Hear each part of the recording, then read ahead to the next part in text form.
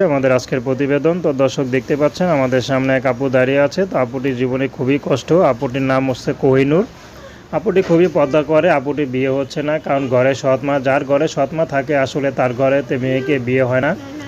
যদি নিজের মা থাকতো তাহলে বিয়ে হতো। বাবা আছে, বাবা একটা চায়ের দোকান আছে, তো মা ঘরেই থাকে। তো মা খুবই কোহিনুরকে খুবই কষ্ট দেয়, জ্বালা যন্ত্রণা দেয়, ঘরের যত কাজ আছে সব কিছু করায়, তবু তাকে যে একটা বিয়ে শাদী দিবে এই বয়সে সে ব্যবস্থা করে না।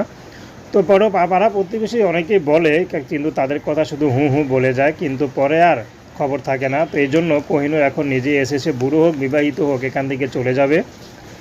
তো কোহিনুরও কোনো ব্যক্তিগত পছন্দ নেই, কোনো চাহিদা নেই। কোহিনুর সবসময় পর্দা করে, যে কোহিনুরকে বিয়ে করবে তাকেই কোহিনুর মুখটা দেখাবে। 10জন পুরুষকে মুখটা দেখিয়ে পাপ করতে চায় না। তো দর্শক, প্রেম ভালোবাসা সাহায্য সহযোগিতা বিয়ে শাদী করা একান্ত আপনাদের ব্যক্তিগত ব্যাপার। আসুন আমরা 5 ওয়াক্ত নামাজ পড়ি, সর্বদা দেশের সেবা করি।